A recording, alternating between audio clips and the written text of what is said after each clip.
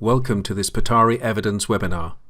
At Petauri Evidence, we deliver market access and HUR support throughout the product lifecycle to bring new treatments to patients across global markets.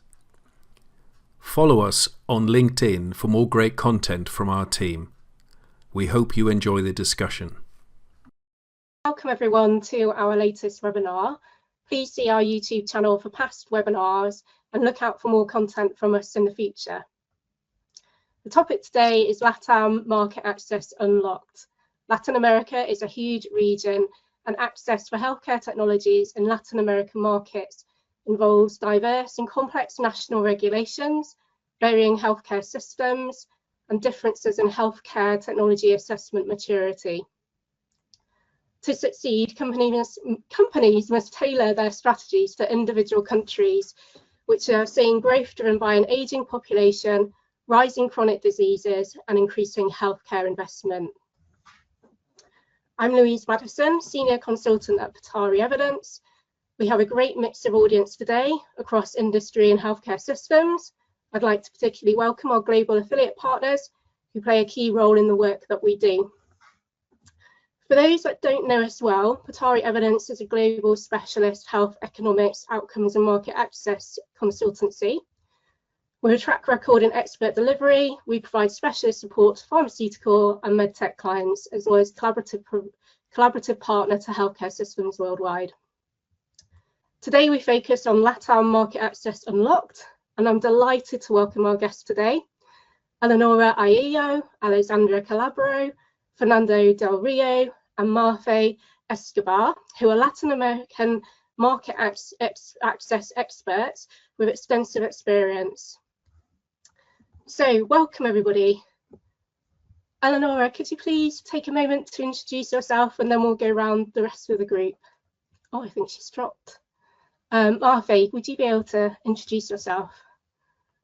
For sure. Hello everyone, my name is María Escobar. I'm an independent consultant and principal advisor at InnovaSalud. I have 20 years of experience in the pharmaceutical market, supporting companies across Latin America and Colombia in commercial and market access strategy. And I'm also very committed to bringing humanized perspective to the healthcare system. So always trying to bring the voice of the patients to the strategic conversation. Happy to be here. Thank you. We'll go to Eleonora now. Eleonora? Hi, sorry, I hit the wrong button. My name is Eleonora Aiello. I'm a pharmacist with more than 25 years of experience in the pharmaceutical industry.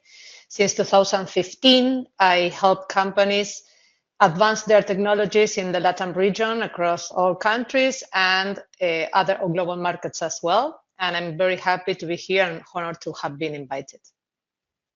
Thank you. And Alessandra, who's representing the Brazilian market. Hello, I am Alessandra Calabró. I am an independent market access expert with 30 years of experience in the Brazilian healthcare market. I have worked for top pharmaceutical and medical devices companies in the country, mostly in the areas of market access and also government affairs. And along my career, I had the opportunity to develop successful strategies approving pricing and reimbursement for new technologies in the healthcare system. And I'm happy to be here with you today. Thank you very much for the invite. Thank you. And we'll go to Fernando, who's bringing the perspective from Mexico. Yes, hello everyone. I'm Fernando del Rio. I'm a partner at InnovaSalud.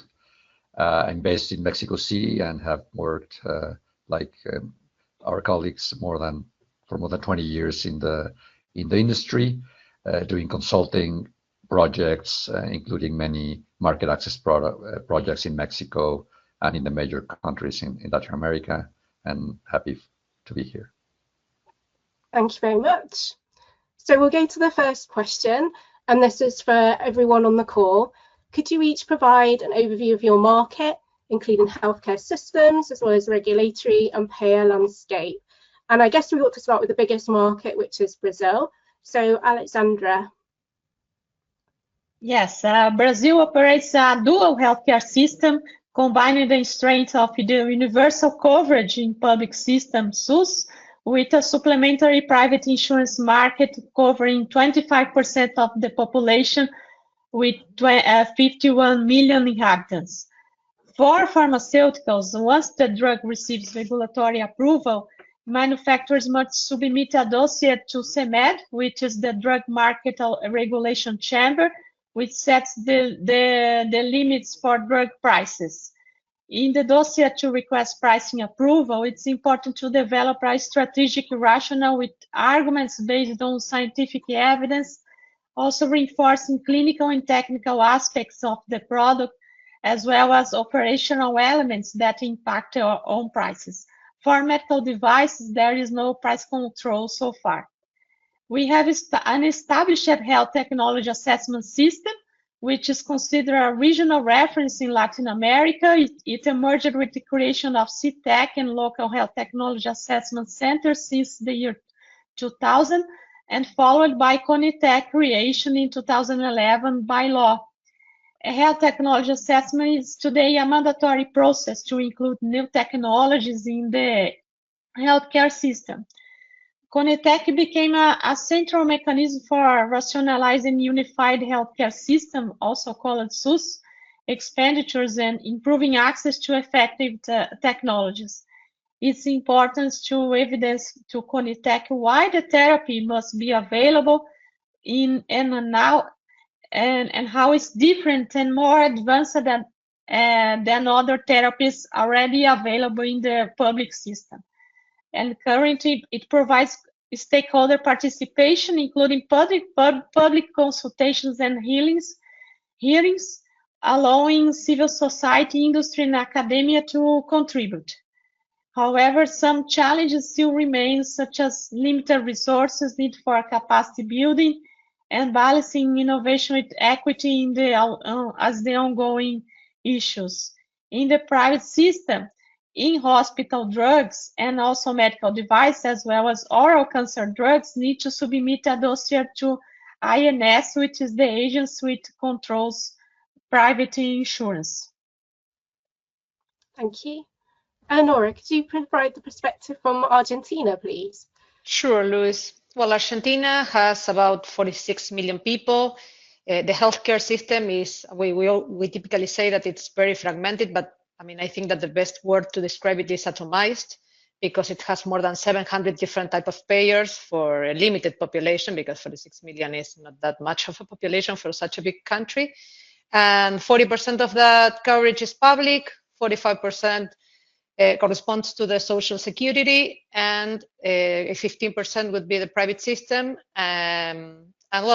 Companies typically commercialize through first having an approval from the regulatory agency called ANMAT, A-N-M-A-T, and then struggling to have coverage, I mean, in this atomized healthcare system, negotiating with payers, most of the times with different type of pathways, although access to innovation, I mean, has always been somehow good, very good compared to other countries in the region.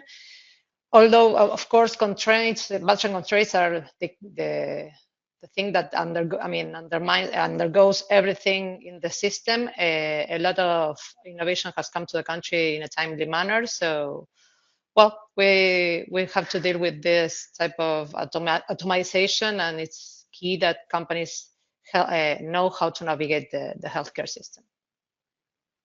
Thank you. Martha, could you provide the perspective from Colombia?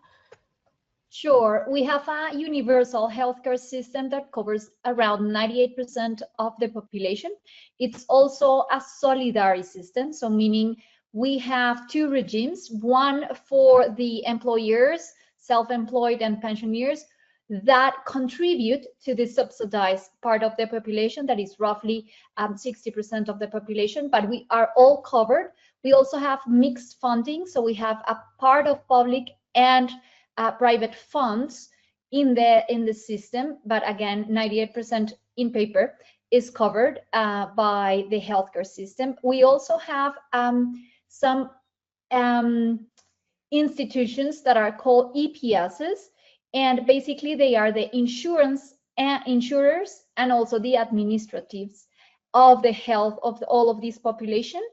And we have INVIMA, that is the regulatory agency that approves the drugs. And once the drug is approved in paper, it should go to the HTA agency, the IETS, that was funded more or less in 2012. However, it hasn't been working perfectly. So not all of the new drugs in the market go through that pathway in terms of evaluating therapeutic value. And we also have a public fund called ADDRESS, that is the one that transfers the funds to the EPSs that are going to be the ones managing the money for all of the different services that the population requires. Thank you, that's really clear. And Fernando, for the Mexico perspective?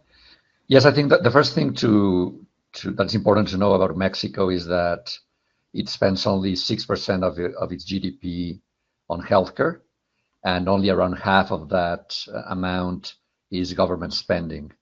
These are figures that are both figures are lower than the other countries in today's panel, and than most middle income countries around the world. And this creates many constraints along for healthcare service provision, and also for the access to new technologies. There are two distinct sectors in Mexico: the public and the private. Within the public system, there's two subsectors. One is made up of the social security institutions, which are for formally employed population and their families, both in the private and the public sector.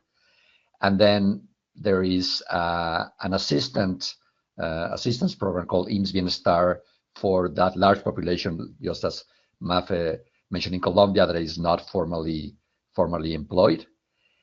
And something that is also particular about Mexico, and as you can see, each country is very different, is that in Mexico, in the public sector, the public institutions are both payers and providers. So they have the funds, but they also own the pharmacies and are employers of the physicians. Now, despite this fragmentation of institutions, there are maybe around 10 relevant public healthcare institutions in the country. There are some key processes that are centralized, including a national formulary that applies to all of the public institutions, and all new technologies must gain access to this national formulary known as compendio before they enter the individual institutions. Now, however, each of the institutions, some more than others, have their own requirements and their own list of drugs that they purchase and they provide to the population that they cover. There is a body called CENETEC that has an HTA mandate, but in practice, they are focused more on technical guidelines than in evaluating technologies for inclusion into the formulary. So in practice, there's a body called Consejo Nacional de Salubridad that manages the national formulary, and they take into account these HTA-like criteria to grant or deny access to new technologies. The private sector is mostly financed out of pocket. There's only around 10% of the population, compared to 25% that Alessandra mentioned in Brazil, only 10% of the population that has private insurance, mostly covering catastrophic diseases and not primary care. And most private insurance companies, there are some exceptions, but most of them don't have formularies. So, access into the private sector, both for out-of-pocket and for reimbursed products through private insurance is fairly easy compared to the public sector. So that's very quickly an overview of how the Mexican healthcare sector works and the implications for the access to new technologies. Thank you. It's really clear about how diverse each of the markets are and how companies really need to think about the different situations for their launch. So coming on to that, so what are the opportunities for manufacturers wanting to launch in LATAM? If we go to Alessandra, if you could speak through the perspective from Brazil, that would be great. Sure, Louise. Firstly, LATAM is a fast-growing region with aging population, expanding middle class, rising chronic disease, and digital health adoption. And talking about Brazil, is the 80th largest market in the world in sales revenues, with traded 35.6 billion in 2023, according to IQVIA. There was a regulatory improvements at Anvisa, including regulatory reliance on assessments from FDA and EMA. This means that products approved in these agencies can undergo a streamlined review, reducing duplication of efforts and speeding up access. Usually, companies entering LATAM started by the biggest markets, which are Brazil and Mexico. And for companies entering LATAM without a strong presence, the most effective local partners are those with strong regulatory expertise and also established distribution networks and deep relations with the healthcare providers. Thank you. Could you provide the perspective from Mexico, Fernando? Yes, sure. In Mexico, some of the opportunities are most new technologies become available in the private market very soon after global launch. And as is in the case in Brazil, there have been some regulatory improvements and reliance guidelines that we have seen recently, very quick approvals at the regulatory level. And since the access to the private sector is very fast, companies can launch and start, having KOLs and other physicians having experience with their products very, very, very fast. I think that would be the main opportunity. Also, I think in the public sector, most new technologies end up achieving inclusion in the national formulary, but it can take, a year, 2 years or more after the launch in the private sector. The main challenge, and the question is about opportunities, but the main challenge is having effective access. So as opposed to other countries where if the product is approved, then physicians can prescribe, has been approved in the formularies or in the particular institution, that the physicians can prescribe more or less freely. There are many constraints given the budget restrictions in the system that limit the effective access to drugs, even if they are present in the institutional formularies. Thank you. And Marfe, from the Colombian perspective. Yeah, I would say that Colombia represents a great opportunity since we have 98% coverage of the population in the healthcare system. And once the drug has access to the market, all patients have access through it, even though they are in the different regimes or in the different ETSs. I would also say that Colombia considers health as a fundamental human right. And that means that even though the drug is not in the national formulary called PBS, it can access through many other mechanisms. So until now, and I would say until now, because probably we will talk about the challenges that we are now facing, until now, having access in the market in terms of regulatory pathway means that you have access to the population, and the population can have access to that drug. So that's the best or the biggest opportunity in Colombia. We also have really or relatively good data systems. I would say they are improving and there's a lot of gaps, but at least in Colombia we have data.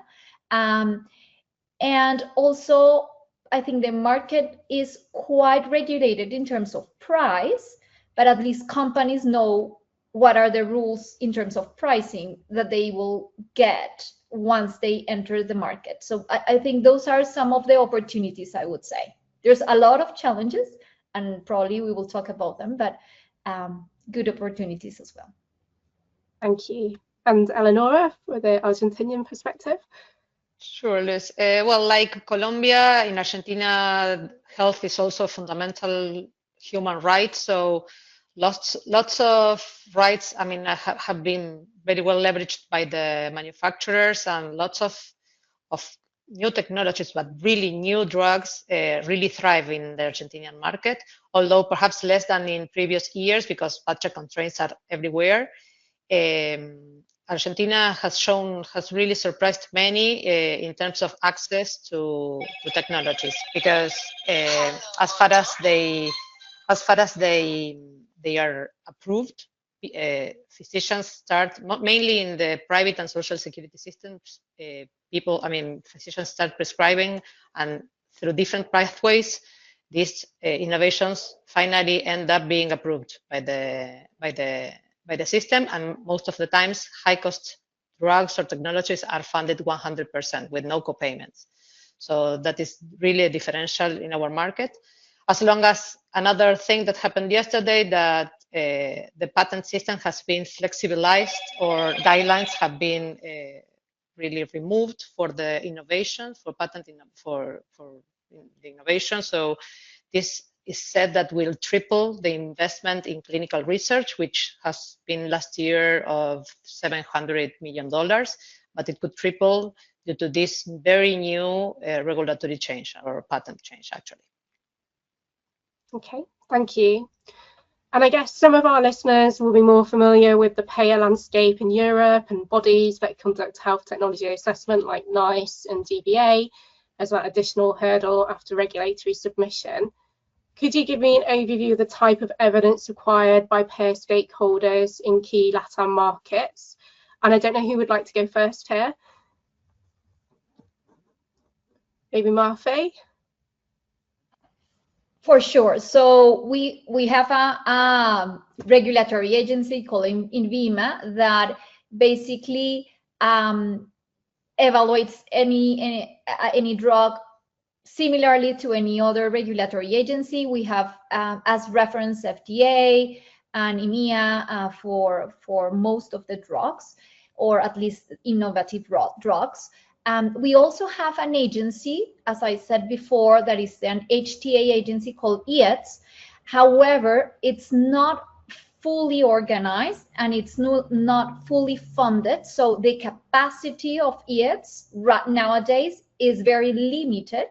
And although in paper they should evaluate any new drug or any new technology that comes to the market in terms of their therapeutic value, they haven't been able to do this. They have been limited to evaluate certain key therapeutic areas and prioritize therapeutic areas and different therapies. But up until now, it's been very difficult. So once the drug is in the market, INVIMA grants regulatory approval. Once the drug is in the market, the different EPSs are required to have that drug in their scope. Let's say the drug needs to go to the PBS formulary, and that formulary is constantly evaluated and updated. However, as I said before, if the drug is not in the PBS, there are many other mechanisms patients can have it. So the way EPSs normally prioritize different drugs in terms of line of treatment and things like that is, of course, through therapeutic value, but also through budget impact. So that's another big component when individual payers or EPSs, are going to evaluate the drug. I would say most of the EPSs have those two criteria as the most important. However, we have recently seen an increase in requests for local data or real-world evidence as well, but that depends on the individual payer or EPS. Okay, thank you. Alessandra, for Brazil. Brazil's CONITEC mandates health technology assessment, including a systematic review of comparative efficacy, effectiveness, safety, and also accuracy versus the SUS incorporated comparators, plus pharmacoeconomic studies, including cost effectiveness and budget impact, with patient reported outcomes also included since December 2020. The main challenge, I guess, in pharmaceutical companies cannot prepare for Latin America as a single unified market, because each country has its own regulatory frameworks, but regional harmonizations efforts are underway, so it may facilitate the process in the near future. Brazil is often considered a benchmark for Latin America because the size of its pharmaceutical market and the sophistication of its health technology assessment process. So pricing and reimbursement decisions made by CONITEC can also influence negotiations in the neighboring countries. So that's why pharmaceutical companies frequently prepare regional pricing strategies. And the process of evaluation and reimbursement typically takes at least 2 years. Once submitted the dossier, CONITEC HTA has 180 days to review it, extendable for another 90 days, and with a positive recommendation, and then CONITEC must include the technology in the formulary within 180 days. If negative, the dossier can be submitted again, and it takes nearly similar time. Thanks. Fernando, from Mexico, would you be able to describe the evidence requirements? Sure, yes. So as I mentioned before, the National Health Council is the one that manages the compendium, the national formulary, and they have guidelines published on what evidence is required. There is a component of clinical evidence, which is basically the same as was included in the regulatory dossier, maybe in different format, but nothing new. In terms of economical submission, they accept several cost-effective studies, and the analysis must compare the technology with current standard care in the Mexican public system. That's important. And among the many options that some are options, some are not required, but the budget impact analysis is required, as part of the submission, with the financial impact for the key institutions in the public sector. So this is what there are, as I said, the guidelines are published and are fairly clear. That is key for the national formulary. And then, as I said before, each institution, have their own committees, some more stringent than others, and for them, it's really the budget impact studies that are, the key for inclusion or not in what they purchase and provide for the population. Thank you. And last but not least, Eleonora for Argentina, because obviously there's a lot of changes there with ANEFiTS that's coming online. Sure. Well, Argentina, I would say that it doesn't work as one-size-fits-all approach. So it's key to have the correct expertise because different payers request different things. So, and also we have several Argentinas, so perhaps the data inputs that fit in a model that don't resonate with another payer. So I think that the key here is to submit the correct data that really makes sense to each payer, so that they can grant access in this atomized healthcare system. Typically, budget impact models are adapted and studies are produced by manufacturers so that they show the value and often, lower uncertainty around many things that payers want to see before approving each prescription. Okay, thank you. And we touched a little bit on real-world evidence. So I just wanted to understand a little bit more about LATAM payer preferences for real-world evidence and the opportunity for innovative contracting. Eleonora? Sure. Real-world evidence is valued And again, different pieces of different approaches will make more sense to some payers than to others. The second thing, they want to see data that really makes sense. I mean, in terms of costs, and we all know that Latin American data is not always public or easy to collect.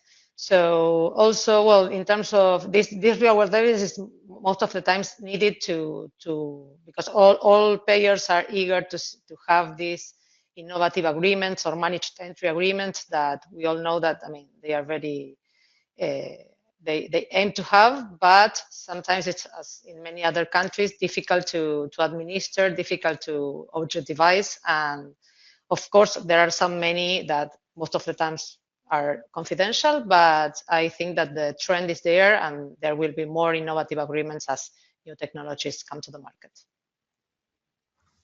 Thank you. Fernando, did you have your perspective?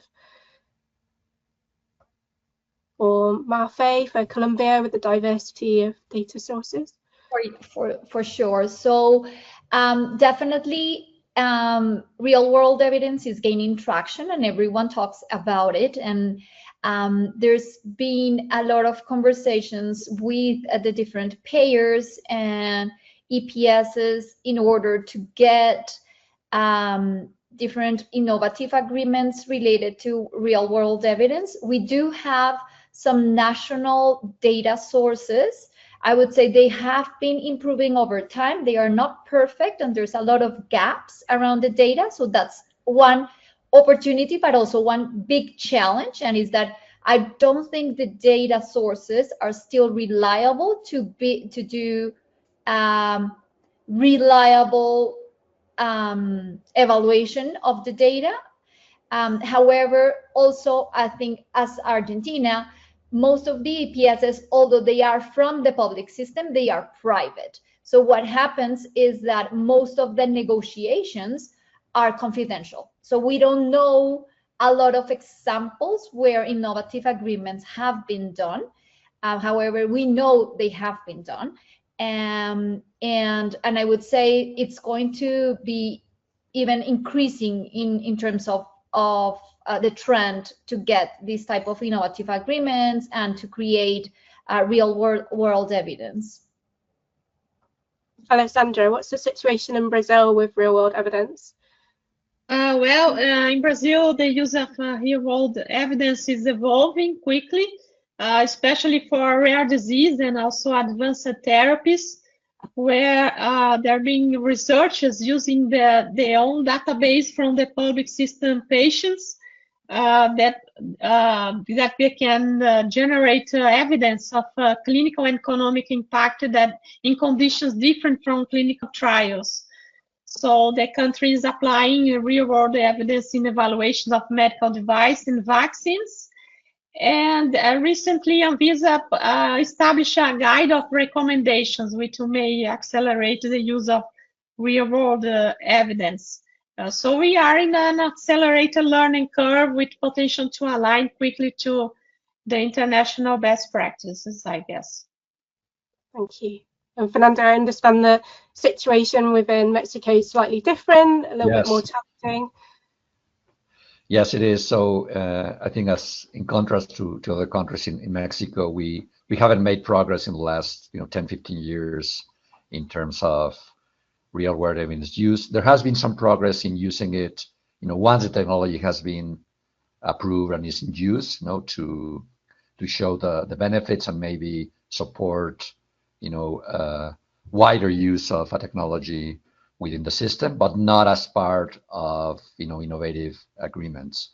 There have been a few pilots that have been launched, but haven't achieved enough traction to really make it more available. Some of the challenges are legal, contractual, how the government can establish these contracts where the payment to the pharma company is not based on a unit consumption base, and also I would say lack of trust sometimes between the industry and the government, particularly in the previous administration, that was, a very big hurdle. Now we have, I think, better working relationship between the government and the industry. So companies are still trying to introduce innovative agreements, but again, we're back where we were maybe 10 years ago. So we'll see in the next few years if things move more quickly. Thank you.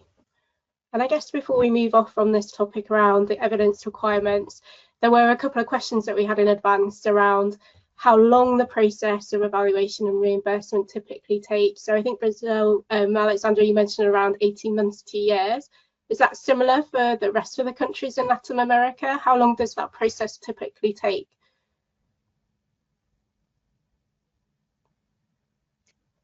I can speak to Argentina. I mean, it depends on the healthcare sector we are talking about.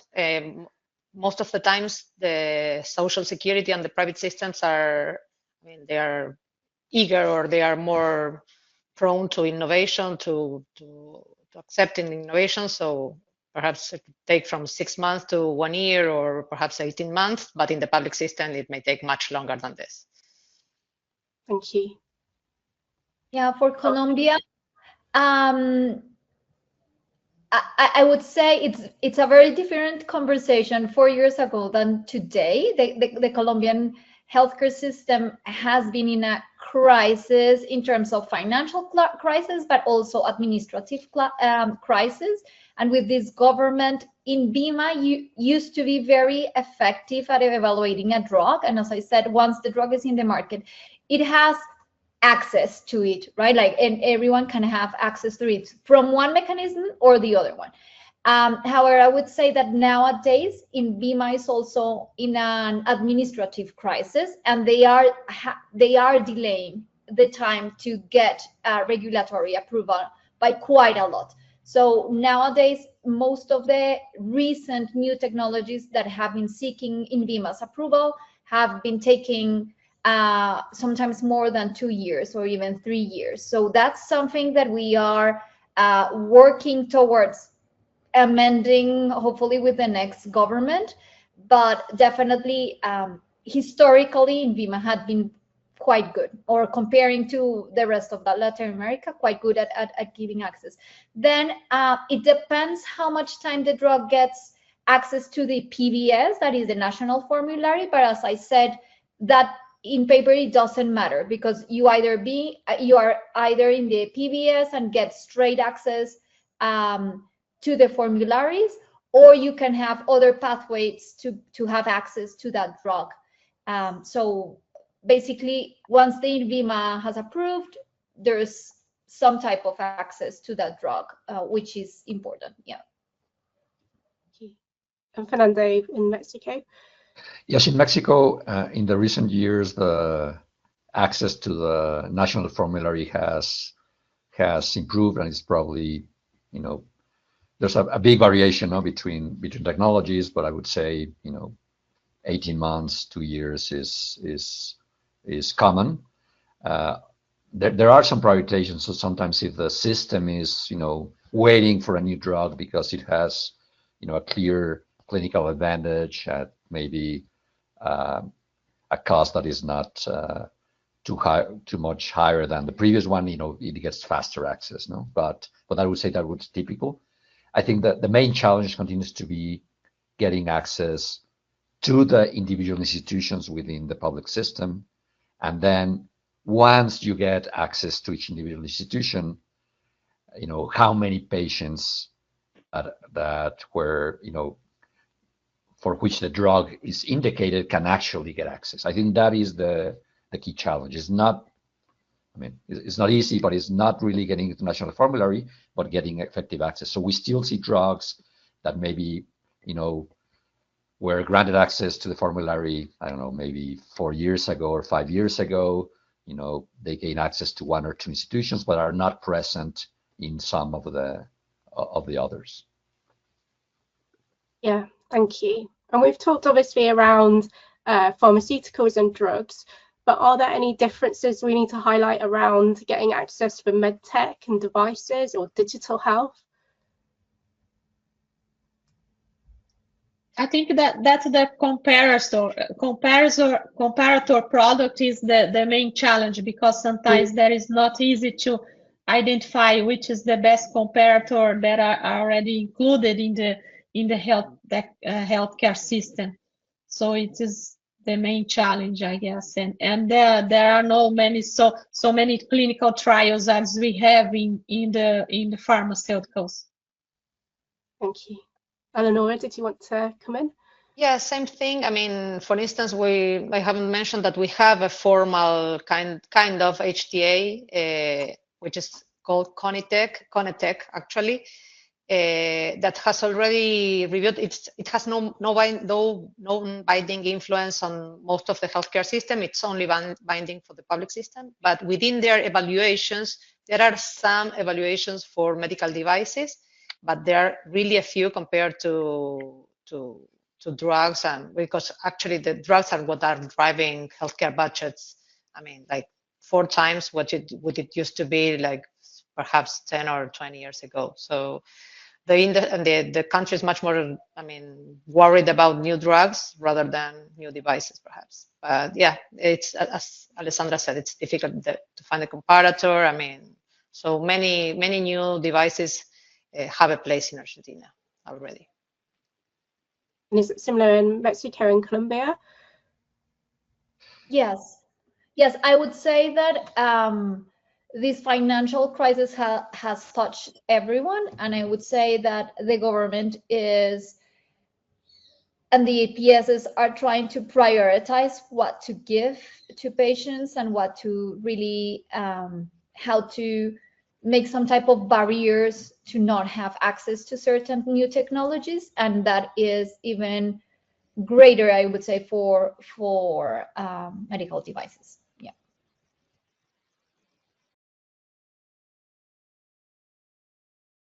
Fernando? Yeah, very similar for Mexico, and as in the case in Argentina, our HTA body that is not really works a bit more with medical devices than with pharmaceuticals. So it's one of the pathways that companies can use. And in general, I would say that they are not as the access is formally the same, but slightly simpler for devices and MedTech, and some companies benefit from fewer regulation in Mexico. So I know some examples of companies that have been able to launch some the diagnosis tests or software-based products sooner in Mexico than, for example, in global markets, which is not typically the case for pharmaceuticals. That's an interesting point. Thank you. So if we move on, we've talked about some of the feature changes. So besides some of what we've mentioned today, what other changes are happening within LATAM that our audience needs to be aware of? I know there's some more changes happening in Brazil, Alessandra. Well, in Brazil, it's important to mention that the Drug Pharma Chamber, CEMED, has recently updated the pricing regulation, which will be effective next month. So with that, drug pricing categories increased, adding the concept of therapeutical gain to encourage innovation. Another important change was also reviewing the international benchmarking list with the addition of some countries such as South Africa, Japan, Germany, UK, and Switzerland. So it's important to understand the right launch sequences to not impact the prices in Brazil. Another thing is that companies must show drug commercialization in at least 4 reference countries to obtain the price approval, and it may reduce price distortions and align Brazil closer to the global standards.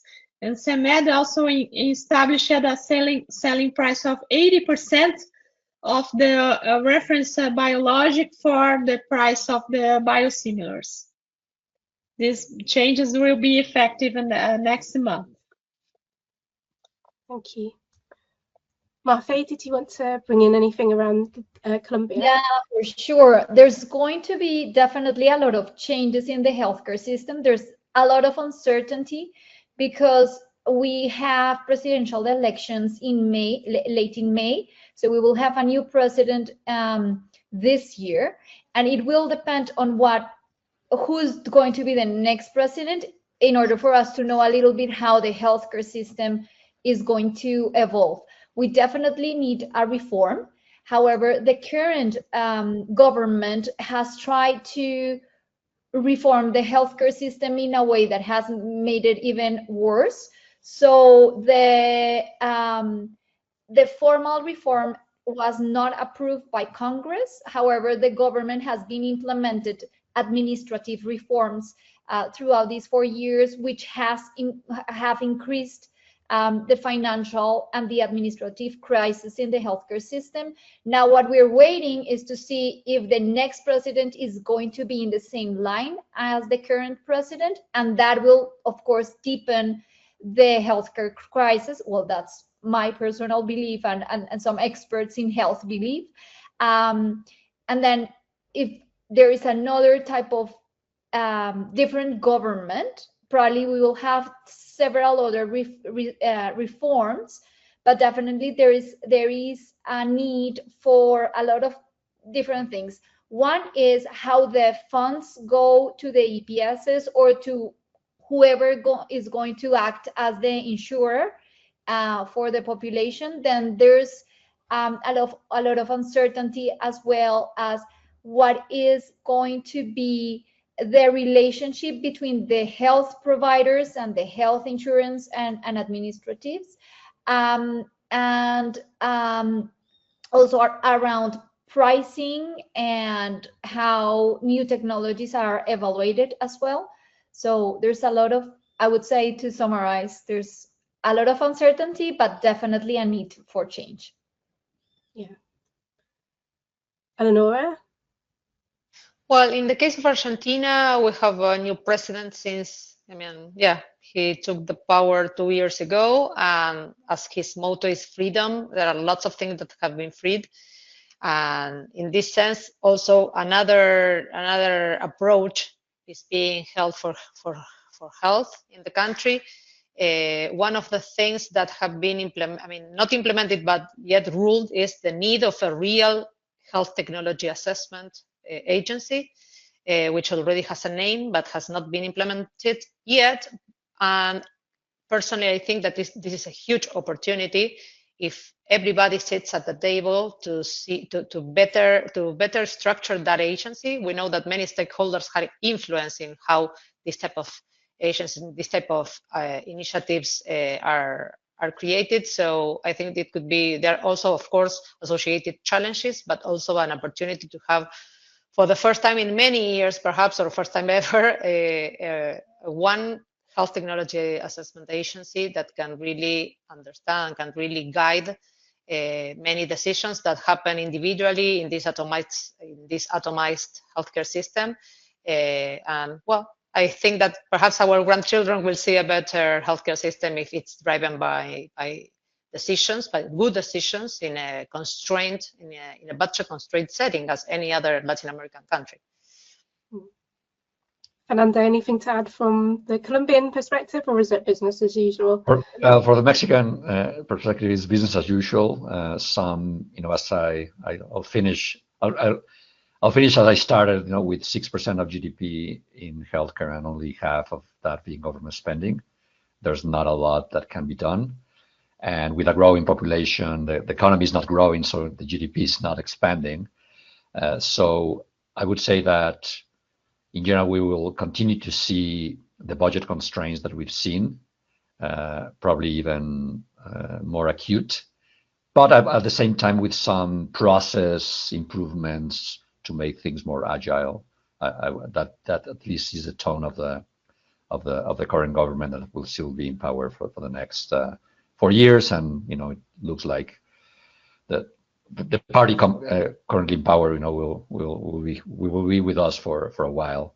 So I think that is the business as usual. There is an ambition of the government since many years ago of have a unified healthcare system where, or at least the same type of access for anyone in the public system, which today is very different. But realistically, without a higher budget, there is no way to achieve that, because the expenditure per capita is several times higher in some public systems than in others. So I think that's more an ambition, hopefully not for my grandchildren, but before us in Argentina, but it's not something that will happen in the short term. Thank you. I wanted to ask, what one thing from your perspective and experience do you wish global market access teams included in global dossiers and evidence packages that would make a difference for the LATAM region? Fernando, would you like to go first? Sure. Yeah. So I think in general, well-established companies that have been operating in the market for decades, do it well, but some maybe smaller or newcomers to the market struggle a bit. Is, as I said, the guidelines of what is required in the dossiers are well written and clear, but there are nuances and emphasis and ways the reviewers like to see the data and things that they value more or less that are not explicit in the guidelines. And so I would say that knowledge is key to achieve access, or at least reduce the time for access, and if not, companies tend to try several times until they finally make it. And also we talked about how the need of the value of having local data, particularly in the both in cost effectiveness, in the budget impact, and the challenges to get that local data. And I think the more you the more effort is put into making that using as most local data as possible and making it robust, it's a good investment. And I would finally say, not related to the package itself, the submission package itself, but this early engagement of stakeholders is key, and makes a big difference. You may have a strong value package and value proposition, but if the people reviewing the package and their advisors haven't heard of the new technology, haven't had experience perhaps in clinical trials before in some type of protocols, it makes access more difficult than if you have that early engagement with some of the decision makers or influencers in the decision. Thank you. Martha, did you want to add anything? Yeah, I think it's similarly to FAIR, but then again, I would also say not for the regulatory dossier, but definitely to be able to have better access in Colombia, you definitely need to think about, or at least give information in terms of budget impact. Also make sure that in Colombia we have price regulations that have international and national referencing. So having understanding of how that works and to set your price and for your price strategy, that's very important. And definitely if there is trials, at least in Latin America, with Latin population also helps quite a lot. And plans for local data or real world evidence afterwards is also very helpful for access, not for the regulatory dossier, but definitely access itself. Yeah. Thank you. Alessandra, did you have anything to add? Similar to my colleagues, but for my experience, it's important to prepare in advance. So as Fernando and Mafe mentioned before, this early engagement with payers, medical society, and also patient advocacy groups is a critical success factor for the submission, as it's very important to understand the major gaps, the current data availability about the disease, to prepare for future submissions. I would say at least 2 years ahead of the submission of the dossier, it is important, this pre-work. And also adding examples from external international agencies of health technology assessment. It's something that the Brazilian government pay attention to. And also local trials as possible, or at least real world evidence is important to complement the material. Thank you. Eleonora? Well, I would add, I mean, on top of what everybody has said, a strong package of information is important. The early engagement is very important as well, but we don't have to forget that we are talking about Latin America, and Latin America relationships are very important as well. So market access expertise is key, and good, strong relationships with payers, with main payers at least, is fundamental. We are driven by bonds, by relationship with people. So that is a big component of market access in Argentina. Thank you. So we're coming to the end now. So I just want to say thank you so much for such an interesting discussion today. It's been really great to hear all your perspectives across the different markets within LATAM. And I would like to thank the audience as well for listening to our conversation today. We will, of course, follow up with any of the questions that we haven't been able to cover. And we're more than happy to help signpost anyone to the right place if you want to continue the conversation. But I'd just like to say thank you again to the great panelists that we've had today. So thank you very much. Thank you for watching. If you'd like to find out more about how we can support your market access goals, get in touch today. For more market access insights, follow us on LinkedIn.